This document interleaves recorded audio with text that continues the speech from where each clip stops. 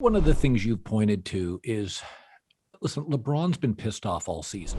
He didn't want to come back in December. He didn't want the All-Star game. He didn't want the play-in tournament. Instead of 120 days off, he gets 70. He's not been in a good mood all year. He's been very critical of the league. Do you think they hear it or care? I think they should care. And I definitely think they hear it. And you've seen Adam Silver respond to it and say, look, I have to contradict him and whatnot, but it's not a good look. And I don't know what conversation needs to happen, but for all the problems they used to have on David Stern's watch, I don't think this kind of thing would happen where the NBA is pushing out a product it really cares about and saying everybody needs to watch this play-in tournament. It's exciting. And you've got the biggest star in the league going to the media and saying whoever came up with it should be fired. I mean, that's like, I'm trying to think of the analogy, but it's like tarnishing a product and then trying to sell it to the customer. And there's some disconnect happening there where LeBron isn't seeing the league's health as good for him. And they need to get on the same page. And maybe it has something to do with how indulgent Adam Silver has been in general, where there isn't this sense of carrot and stick, where James Harden flouts the coronavirus regulations and does crazy stuff, and Adam Silver doesn't really punish. And he says, it's Christmas. What are you going to do? I think that he's perhaps gotten a little bit indulgent. And in that indulgence, a lot of stars have lost sight of the mutually beneficial relationship of the league for them, that the league's health is their health and they will share and share alike and things will get better. So I think the league hears it. I just don't know if they've had the stones, to put it, to really speak up for their side of things in trying to advance their own interests. David Stern was a barker. He would bark at the television networks. He would bark at players. He would call Popovich in the middle of the night. Adam Silver tends to be a little too pro-labor. Is that a fair criticism? I think that's absolutely fair. And I think it's a difficult job. I always say that if Adam Silver wasn't already bald, he'd be going bald. I don't think that's an easy job. I'm not acting like if I was the person in charge of it all, I would know what to do. But I do think that. I think that there are often overcorrections. You hear this. I talked to Warren Legary. He's a fascinating NBA character. He invented Summer League. He's the agent to a third of the coaches. He's really an agent's agent. He runs vast swaths of the NBA out of his Victorian and the Haight-Ashbury district of San Francisco. And something he said to me, because he's involved in all these coach firings and coach hirings, that's his business. And he says, all of these teams, they overcorrect. You know, they get the disciplinarian, they've got to bring in the players coach. They've got the players coach, they got to bring in the disciplinarian, and it's always an overcorrection. And he was talking in terms of the Warriors, actually. He was saying that the Warriors, after Mark Jackson, wanted to go Stan Van Gundy, and that would have been way too much of an overcorrection, and they lucked into Steve Kerr, who was a good in-between. And I think that Adam Silver had a lot of pressure on him coming in to not be David Stern. Even though David Stern was wildly successful, even though he was respected, the new money owners were tired of him. They wanted to be rid of him. They did not like that he would be so acerbic, that he would act like he was their boss as opposed to how they were his boss. And they wanted somebody a little bit more pliable, a little bit kinder, a little bit gentler. And I think that Adam Silver, he wanted to do that. He was sensitive to that criticism from the ownership. And then he came in, and you always think about how your biggest success is almost your lodestar. And his big success off the bat, like 2 months in, was banishing Donald Sterling. Great move. And the players are celebrating him and the players love him. And I think when that is how you start out, it is difficult then to be the bad guy. But I'll tell you this much, Colin. Adam Silver, I think, gets nary a criticism in the media. And I think that's a problem. I think you need to be the bad guy if you're a commissioner. I think that is not a positive indicator. If you've got a job approval over 60 to 70% in media and you're a commissioner of a major sports league, I would argue that you're doing something wrong instead of that you're doing something right. When you covered the Warriors, now you work at the Athletic. When you covered the Warriors, you had a very acrimonious relationship with Kevin Durant. When you look back at it, I thought it was a huge error in judgment leaving a star-friendly organization to Brooklyn. You had said before it happened, I think you had kind of hedged that you thought he was going to leave. You didn't guarantee it, but you thought. You look at it now, he's been hurt 1 year and hurt a lot second year. Have we just seen the best of KD? Like the great days are over? Hmm. I'm not sure because he has the exact qualities you would want to have to age gracefully in the NBA. The two main things you want to be big and you want exquisite shooting ability. So we're seeing Steph Curry just with the shooting ability, not with being big, hold on to his prime and extend his peak. So I wouldn't write him off, right? But yeah, you can't just dismiss an Achilles injury. That's serious. I think we have a tendency as observers to just file injuries away as whatever and treat these guys like robots. They are not. It matters. You saw Kobe's Achilles, his leg, like one of those legs looked half the size of the other after he healed, after the atrophy. That's a lot to compensate for. Now, I don't want to say that I know everything about his situation or his medical condition. I can't make those judgments. I don't fault him for the move he made. First, because it's his choice. Second, because the story had just run out with the Warriors. It was done. I don't think anybody would have been too enthused other than Joe Lacob. Joe Lacob would have been over the moon if Kevin Durant came back. But everybody else, even if they realized that he was their best ticket to a championship, it was a story that had ended and people wanted it to go. I know Steph Curry made that final pitch and good on him. I think that he prioritizes winning more than the average, even a superstar. But I think it's a move that made sense in the end of it. And if it doesn't work out, then it doesn't work out. But it does feel, to what you're saying, a little rickety, a little decadent. I'm just not sure it's exactly what the league needs at the moment. I think it's, you know what it is, Colin? It's that poison is determined by the dose. I thought when LeBron went to Miami, that was great for the league when he did that. I know it pissed people off in Cleveland, but I thought that was great for the league to have this villain, to have this heel, or alternatively, if you loved him, somebody who was just standing up for himself and what he wanted. And how dare all these people get mad at him? And it was conflict and it was beautiful and it was high drama. But I think if everybody does the LeBron playbook, and every star is looking for their own situation and they're looking to team up with their buddies and they're not that loyal to the original situation they're in. Well, now you don't have a little bit of salt on your steak that makes it delicious. You have an entire pillar. And I think that's what the league is going through right now. It's interesting. You said the league was sort of the Golden State thing had played out. That's fascinating. Clay's smart, Steph's smart. KD seems to be pretty smart. Kerr's smart. I mean, Draymond knows what he's doing. How do smarter people not say we could win 3 more championships? Like, why? It's you were in the belly of this thing, but you're almost willing to acknowledge it was over. The Patriots dynasty lasted almost 20 years. Why did it have to be over? That's a great question. My operating theory is that in football, it is age and it is injury that unseats the dynasty. In the NBA, it's almost always ego. And what is it about the NBA that makes it that? I think one aspect is that your statistics come at the expense of one another. I mean, I've noticed, to shift it to another league, when you watch MLB Tonight, if you watch these former players, it is so different from watching these former NBA players. They are cheerleaders for the young players. They're excited when they see them doing well, when they see them hitting 40 home runs, whatever. You watch, and I love Inside the NBA. I enjoy it, but they're crotchety. They're talking about how much worse guys are today. I think that is conditioned from how credit is apportioned in the NBA, where if I'm getting more touches, you're getting fewer touches. If I'm scoring 30 points, you're less likely to be scoring 30 points.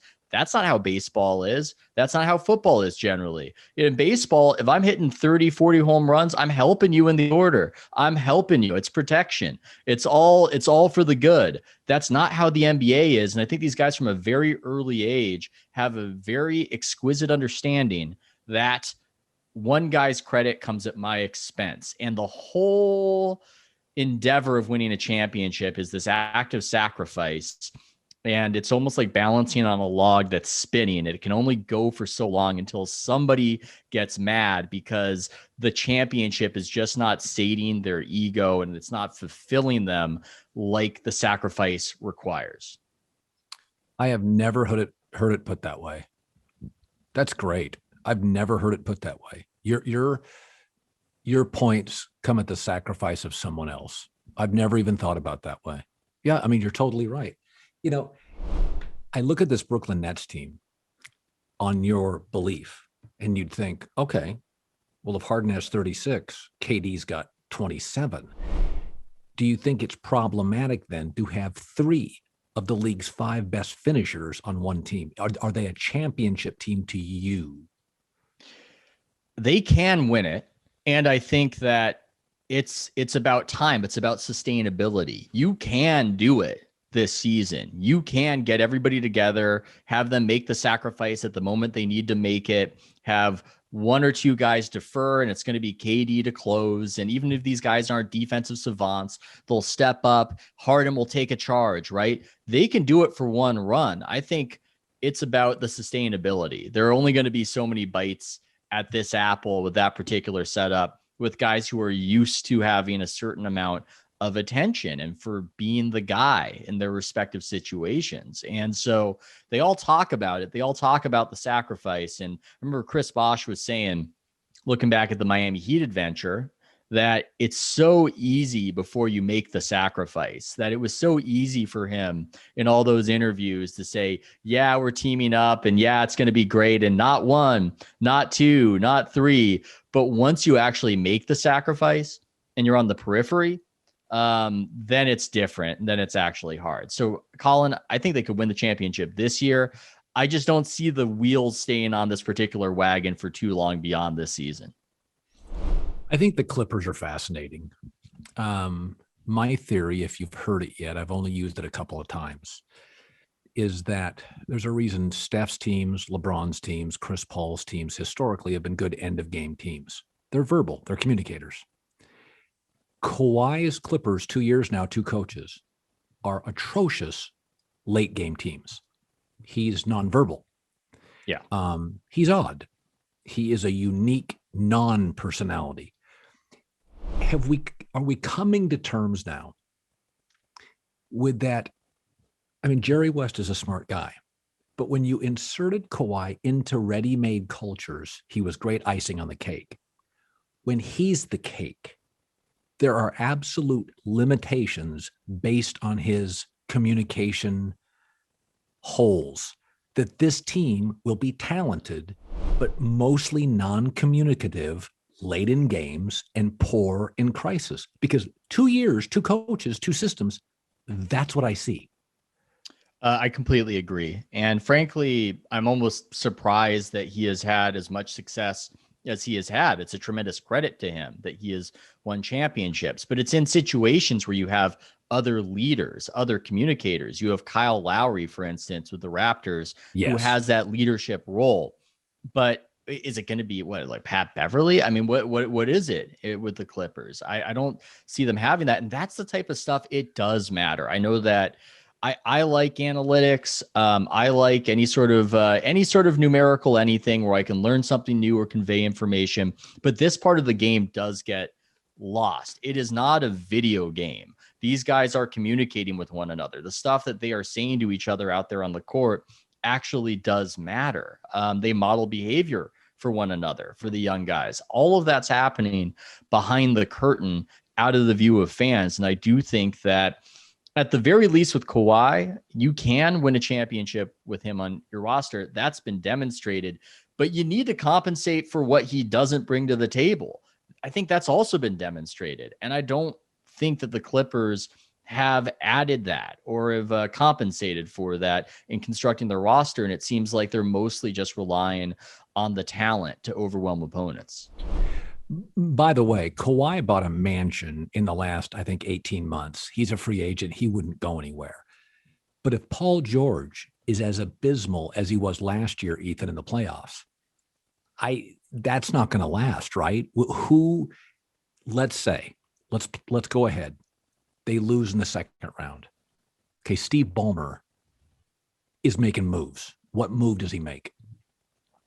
Wow. I mean, does he, for instance, because I'm just going to think about the local team, does he talk with the Warriors? Do you want to trade in conference? I mean, I think the Warriors have a very strong win now, change things up, make Steph happy impulse. I don't know if you trade. I don't know. I mean, it's trading him within the division. I don't know if you look in that direction, but I think in general, it would be to get Paul George out, supplement wing talent, and just get some sort of veteran voice, get somebody who's going to be a leader on the team. But my mind is immediately going to Warriors just because I'm thinking about what are they going to do? What can they get? Because they're also a little bit far away. And I've thought about that. I've thought about, well, what if Paul George is unhappy? What if he's demanding to get out of there? The Warriors, I think, have found James Wiseman to be an awkward fit for all the talent that he has. Right. They've got some of these draft picks to play around with.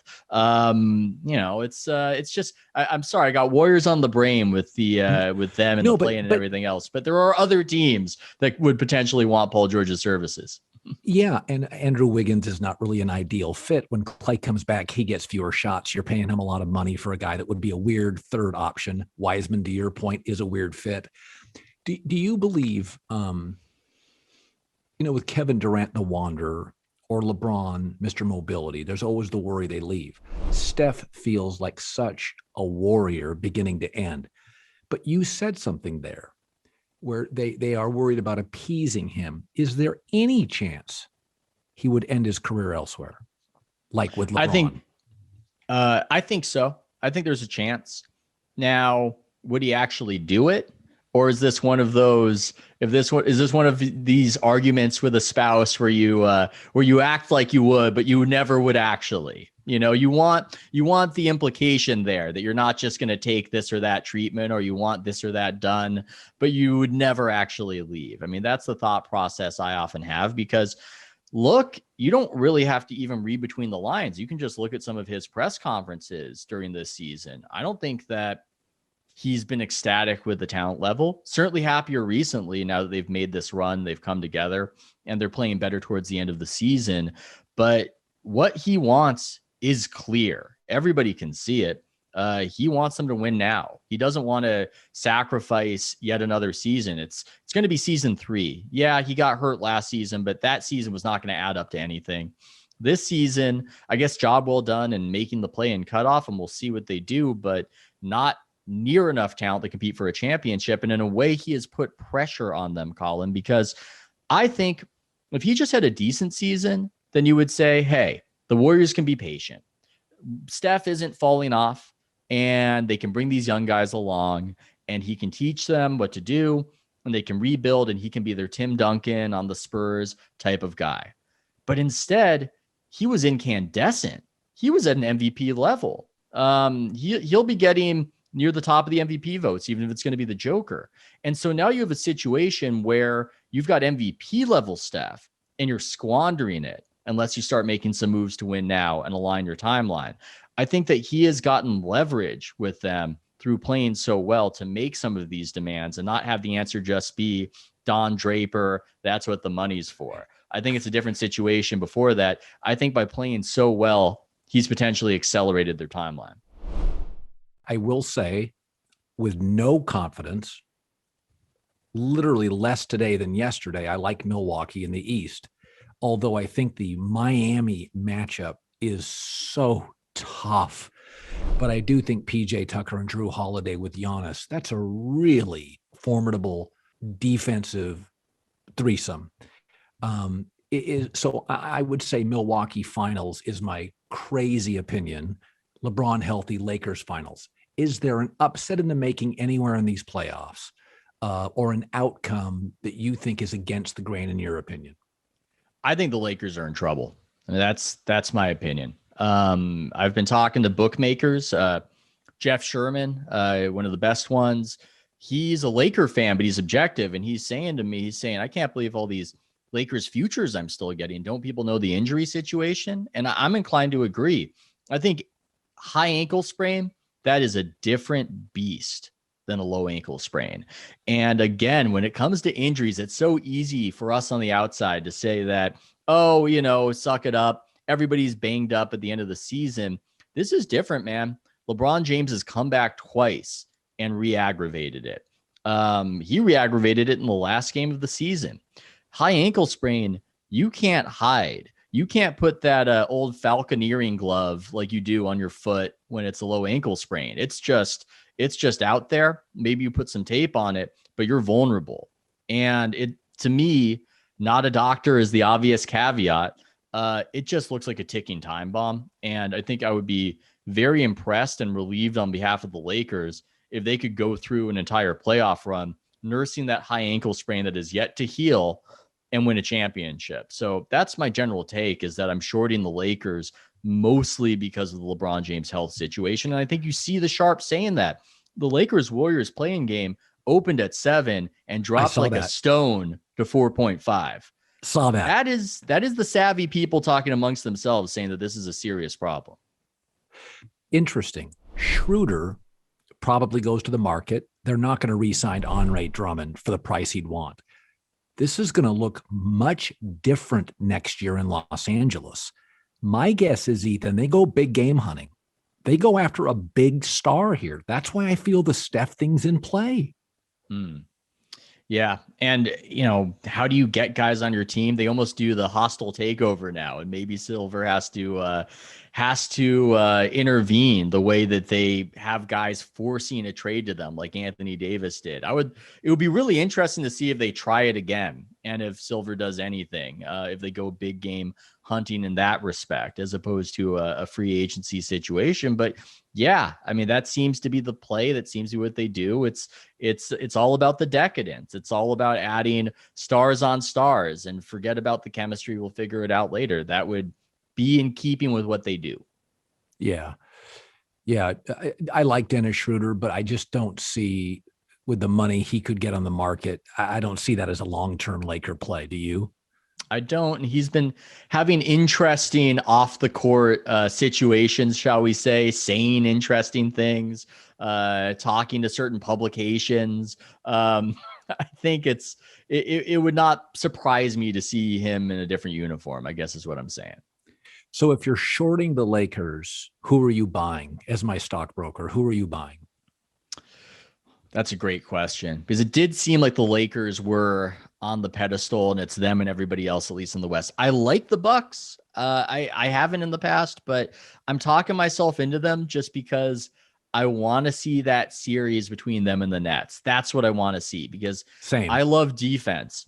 I'm a big believer in defense. I think defense doesn't get enough credit. It's half the game. We act like it's a tenth of the game. And I think to myself, who among all players has guarded KD better than anybody? Well, I think back to all the games I saw with KD. It's Giannis. Giannis guarded him better than anybody. Yep. Who has guarded James Harden better than anybody? Think back. I think Drew Holiday has guarded James Harden better than anybody. Yes. Now, what you're going to do about Kyrie Irving, I don't know. I'd have to start looking in on a granular level and picking it apart. But I think that is a series where the Nets would come in, they would be very favored, and perhaps it's yet another scenario where defense didn't get its credit, and you could see an upset there. But as far as the Western Conference right now, especially after the Jamal Murray injury, it is pretty muddled, Colin. I might have to give some sort of take about who's going to win the West next time I'm on, because I have not figured it out. I'm just shorting the Lakers in general. And I mean, it is hard to say something like the Utah Jazz in the NBA Finals, but it is a plausibility. It's certainly a plausibility. Well, if LeBron gets hurt, Jamal Murray's not there for Denver. We don't trust the Clippers late. It's too big of a jump for the Phoenix Suns, bad to great. Part of me thinks, are we just dismissing them? They're like Gonzaga. Yeah. Well, it's Utah. And all of a sudden you look up and they are Quinn Snyder, same guys, same offense, rim protector. I do worry about Donovan Mitchell's health. They don't have a great wing defender, but Paul George struggles in the postseason. I'm not shocked if they get to the Western Conference Finals. Quinn Snyder is Brad Stevens West. Yeah, I'm not shocked either. And they're battle tested. They've been through playoff pain. Not that the media really cares too much about them or will show everybody, but they've had their disappointments. They've been through the fire. They've got veterans. Yeah, it's just It's the scenario that can happen that almost nobody wants to fathom, to bring it full circle, because the NBA really needs somebody else to be in the NBA finals to secure its next TV contract. Ethan, I love talking to you. We'd love to bring you on regularly on the volume. You do great work for The Athletic. And by the way, I want to promote Ethan's book. It's called The Victory Machine, The Making and Unmaking of the Warriors Dynasty. And this book is a great read for those that love insights, dynasties, the falling of empires. Man, I just love talking to you every time. Well, Colin, the feeling is more than mutual, and I'm happy to come on anytime, and thanks for having me.